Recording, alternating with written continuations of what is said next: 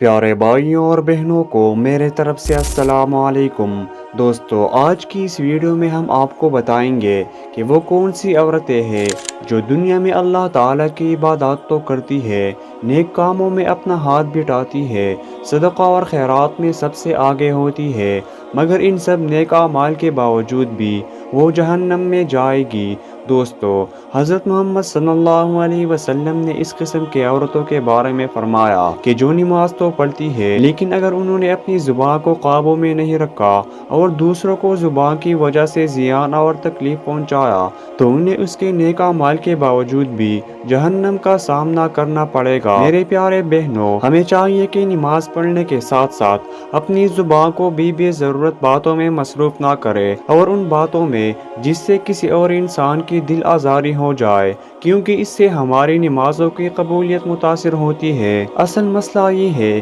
کہ اگر ایک شخص نمازوں اور دینی عبادات میں مصروف ہوتا ہے مگر اس کی زبان سے نکتہ چینی، گڑائی یا دوسری ناپسند باتیں نکلتی ہے جو دوسرے کو زیان اور تکلیف پہنچا سکتا ہے تو اس کی اہم عبادات بھی ناکامی کا شکار ہوتی ہے۔ نبی صلی اللہ علیہ وسلم نے ہمیں یہ بتایا ہے کہ زبان سے نکلی ہر چیز ہمارے اعمال پر حکومت کرتی ہے اور اگر یہ قابو میں نہیں رہتی تو نیک اعمال کا قبولیت متاثر ہو سکتی ہے۔ ایک اور جگہ آپ صلی اللہ علیہ وسلم نے ہمیں یہ سکھایا ہے کہ کسی کی نمازیں یا دینی اعمال کتنی بھی بڑھ جائے، اگر اس کی زبان اچھی نہ ہو تو اس کا عاقبت جہنم ہو سکتا ہے۔ آپ صلی اللہ علیہ وسلم کی بتائے ہوئی نصیحتوں میں یہ بات واضح ہے کہ ہر عمل کی بنیاد اخلاقی اصولوں پر ہوتی ہے اور صرف عبادات میں گزرا ہوا وقت کافی نہیں ہوتا، بلکہ ہر لحظہ اپنے اعمال اور بول چال کا خیال رکھنا بھی ضروری ہے۔ زبان کی تربیت اور قابو میں رکھنا ہمیں یہ سکھاتا ہے کہ اگرچہ نماز اور دینی عبادات مقدس ہے